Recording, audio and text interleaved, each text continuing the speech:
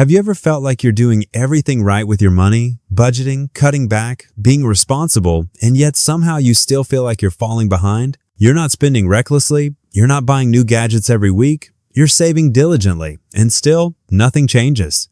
The savings account grows a little, sure, but life keeps getting more expensive. It feels like running up a down escalator that just keeps speeding up. And here's the uncomfortable truth that nobody really talks about. Saving, by itself, will never make you wealthy. It can make you feel safe, sure, but it'll never set you free. Most people think saving is the answer because that's what they've been told their entire lives. Save your money. Be responsible. Don't spend too much. But the financial system we live in doesn't reward savers anymore. It punishes them. My name is Michael, and I help people understand money the way school never did. If you're tired of playing the old financial game that keeps you stuck in the middle, stay with me. Because today, we're talking about the hidden wealth switch, the mindset and system shift that separates people who stay stuck saving from people who actually build wealth. Let's start with something simple but kind of painful. Saving money feels productive, but it's actually deceptive. It tricks you into thinking you're moving forward when you're really just standing still. Here's what I mean. You save $100. Great. That's $100 more than you had yesterday. But inflation quietly eats away at that value every single day. The average inflation rate over the past few years has hovered around 3 to 4%, which means every year your money buys less. It's like pouring water into a bucket with a slow leak. You feel good watching the level rise, but it's constantly draining out. You can't see it happening, but over time it adds up. $1,000 today won't buy what $1,000 did 5 years ago. And this is the part nobody teaches you. Saving doesn't protect you from inflation. It exposes you to it. People think cash equals safety, but in a world where prices never stop climbing, cash equals guaranteed loss. Here's a real-life example. Let's say you have $20,000 sitting in a savings account earning 1% interest. Sounds fine, right? But if inflation is 3%, your real return is negative 2%. That means every year your $20,000 effectively becomes $19,600 in purchasing power. You're not losing it directly, but your money buys less each year. Groceries, rent, insurance, utilities, they all go up, but your savings don't keep up. That's not safety. That's slow motion erosion. And the emotional consequence of this is brutal. You start feeling like you're playing a rigged game, like no matter how disciplined you are, you can't get ahead. You start thinking the problem must be you, that you're just not saving enough. So you cut back more, eat out less, skip vacations, and work harder. But all that does is make the hole deeper because you're fighting the wrong battle. You don't have a spending problem, you have a system problem. Here's where it gets interesting. The reason saving doesn't work anymore isn't just inflation, it's velocity. In the economy, money has momentum. When it moves, it creates value. When it sits, it dies. Every wealthy person on the planet understands this instinctively. Money isn't meant to be stored, it's meant to circulate. It's like blood flow. If it stops moving, the system starts dying. When you save, your money sits in a bank, and the bank immediately lends it out to someone else at a higher rate. They use your savings to make money while paying you scraps. The bank isn't saving, they're investing. You're saving, you're getting left behind. Think about it. You deposit $1,000, the bank turns around and loans that out as a mortgage or a business loan at 6 or 7% interest. You're earning 1% while they make 6%. They pocket the difference. You did the responsible thing and they made the profit. It's not a conspiracy, it's just how the system works. Banks love savers because savers give them cheap capital. They tell you saving is safe because it keeps you dependent. But here's the part nobody talks about. The people who actually build wealth use saving only as a temporary holding pattern, a place to park money before it moves somewhere productive. They don't hoard cash, they allocate it. So what's the alternative? This is where the hidden switch flips. Saving is step 1, but step 2, the part that changes everything, is turning your savings into assets.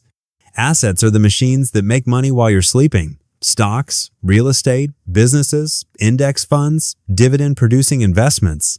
Anything that grows or generates income without you having to trade your time for it. Saving gets you stability. Investing gets you freedom. And yes, that freedom comes with risk, but the risk of standing still is far worse. Let me show you what that looks like in practice. Let's say you save $10,000 and leave it in a bank for 10 years at 1% interest. After 10 years, you've earned about $1,000. Congratulations! You just made $1,000 while inflation stole $3 to $4,000 worth of value. Now, if you took that same $10,000 and invested it in a broad stock market index, averaging 7% annual returns, after 10 years, you'd have almost $20,000. You didn't work any harder. You didn't take on another job. You just understood how to make your money work. That's the switch. It's not about saving more. It's about redirecting the money you already have into systems that compound. But this is where most people get stuck. They're afraid of investing because they've been trained to associate it with gambling. What if I lose money? They say. And fair question. But here's what you need to understand. You're already losing money by saving. You just don't feel it because it's invisible. Inflation doesn't send you an email when it eats your savings. The market might go down some years, sure, but over the long term, it has always gone up. Historically, the stock market has doubled roughly every 10 years. Meanwhile, the value of cash has halved. So the question isn't whether you can afford to invest. It's whether you can afford not to. Look, here's the thing. Saving feels good because it's simple. You can see the balance grow. You feel in control. It scratches the same part of your brain that likes crossing things off a to-do list. But wealth isn't about control. It's about leverage. It's about using systems that scale your time and your capital. And this is where the emotional shift has to happen. You have to stop seeing money as something you keep and start seeing it as something you deploy. Money is a tool, not a trophy. It's not meant to sit in a vault while the world moves forward. Most people never make this shift because of fear and habit. They've been told all their lives to be smart with money, and being smart meant saving, avoiding debt, staying cautious. That advice worked in 1970 when savings accounts paid 5% and homes cost $30,000. But we don't live in that world anymore. Today, inflation eats 5% annually while savings accounts pay 1%. Debt isn't just normal, it's how the system is built.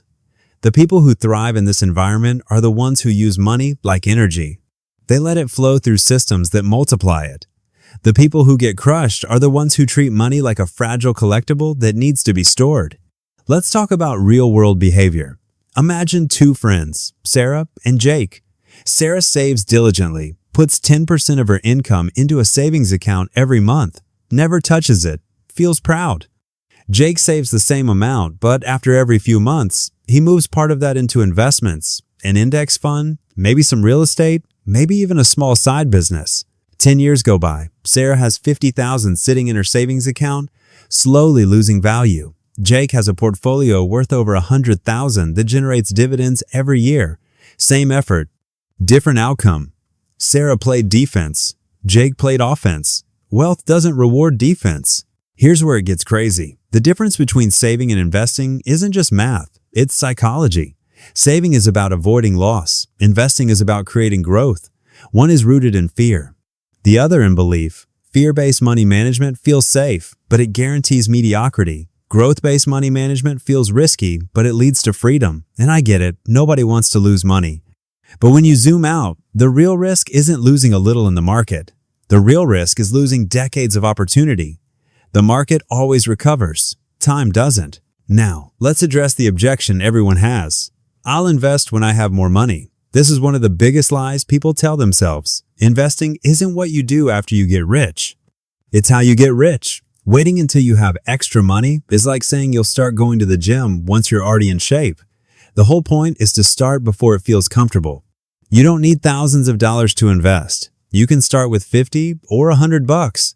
The key is to build the habit of moving your money into systems that grow it. That's how wealth happens, slowly, quietly, through consistency. Here's another reality check. Saving gives you the illusion of progress, but not the experience of growth. When you invest, your money literally starts generating income for you. Dividends, interest, rental income. Whatever the vehicle, it starts creating cash flow. That's the difference between financial stability and financial independence. Stability means your savings can cover emergencies. Independence means your money covers your lifestyle. Most people never reach independence because they never make their money work. They just let it sit there like a pet rock, proud of how safe it looks.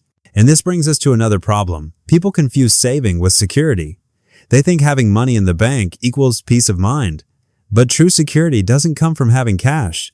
It comes from knowing that your money is multiplying even while you sleep. Inflation can't touch that.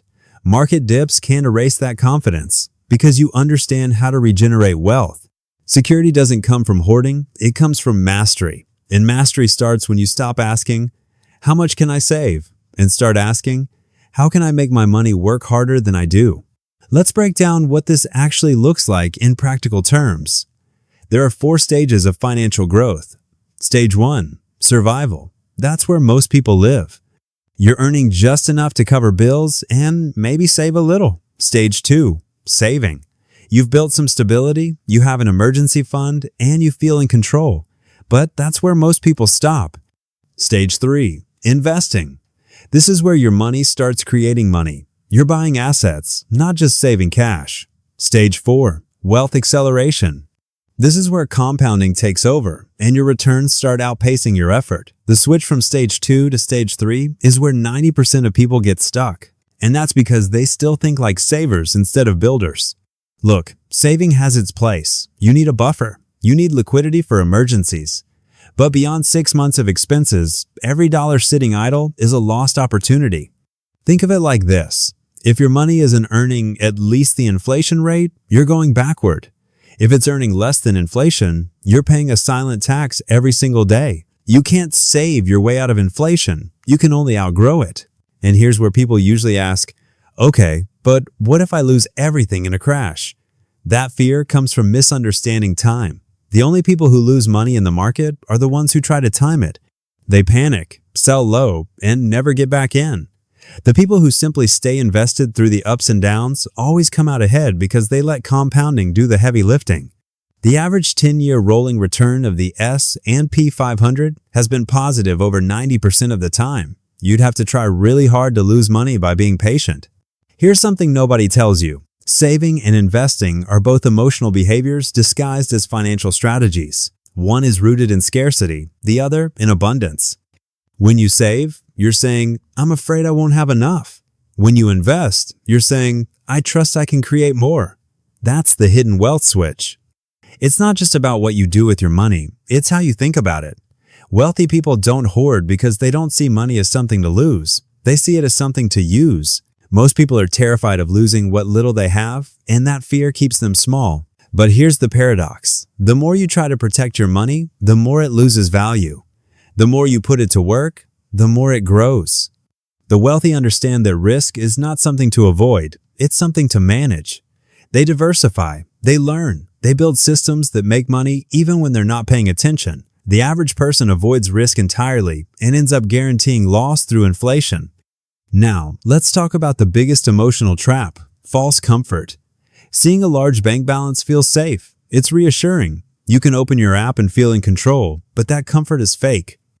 Because that number is melting behind the scenes. It's like standing on ice that looks solid until it cracks. Meanwhile, the person who took that same money and invested it has an asset that grows even when they're not watching. That's real security. Stay with me because this next part is important. The difference between a saver and an investor isn't intelligence, it's perspective. Savers focus on protection, investors focus on production. Savers think short-term, I might need this money soon. Investors think long-term, what can this money build over decades? Savers see money as finite, investors see it as renewable. When you make that shift, everything changes. You start making financial decisions based on potential, not fear. Here's another reality check. You don't get rich by saving money. You get rich by owning things that appreciate. Every wealthy person owns assets, real estate, stocks, businesses, intellectual property. Ownership is the game. Saving just keeps you in the spectator seats while everyone else plays. The system is designed that way. Savers fund investors. Employees fund owners. Consumers fund creators. The wealth switch flips when you move from being the one funding the system to being the one benefiting from it. If you want proof, look at the past few decades. The stock market has grown over 2,000% since the 1980s. Real estate values have quadrupled. Meanwhile, the average savings account rate hasn't even kept up with the cost of living. The people who sat on cash got left behind. The people who owned assets got ahead. That's not luck, that's structure. Let me make this personal. If you're sitting on $10,000 in cash right now, you're not rich. You're just temporarily holding potential energy. The question is what you do with it. You can either let it decay slowly in a bank account, or you can convert it into assets that grow, pay you back, and create new streams of income. Every dollar is an employee. If yours are sitting around doing nothing, you're a bad manager. Here's the truth nobody wants to hear. Saving won't make you wealthy because it's designed not to. It was never supposed to. Saving was meant to keep you stable, not make you rich. The path to wealth was always ownership, leverage, and time. You can't save your way into freedom in an economy that's constantly devaluing cash. You can only invest your way there. Now, I know what you're thinking. So what am I supposed to do? Throw everything into the market and hope for the best? No, the key isn't to gamble, it's to build a framework. Here's how it works. Step 1. Keep an emergency fund of 3 to 6 months of expenses. That's your cushion. Step 2. Move everything beyond that into growth assets. That means index funds, retirement accounts, real estate, or your own business. Step 3. Automate it. Treat investing like a bill. Every month, pay your future self first. And step 4. Stay consistent. Don't panic when the market drops. That's the price of admission. The dips are what make the compounding possible. This process isn't sexy, it's not fast, but it works every single time. The people who start early, stay consistent, and think long-term always win. The people who sit on cash waiting for the right moment always lose, because there is no right moment. There's only right habits. Here's where we land. Saving feels safe, investing feels risky. But the truth is flipped. Saving guarantees loss through inflation. Investing gives you a chance at growth through compounding. Saving keeps you where you are. Investing moves you forward.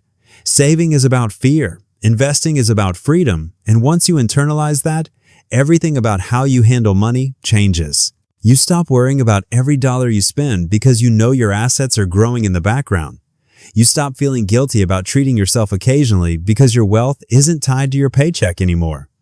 You stop chasing comfort and start building capacity. That's the hidden wealth switch. It's not about working harder, saving more, or cutting back. It's about using the system the way it was designed to reward those who put money to work. So where does that leave you? Pretty simple, honestly. If you're still stuck in save mode, you're playing defense in a game that rewards offense. Start small if you have to, but start. Move your money from idle to active. Let it breathe. Let it grow. Don't let fear keep you stuck in the illusion of safety, because here's the final truth. You don't get wealthy by saving money. You get wealthy by making money move. You don't need to look rich. You need to stop being stressed.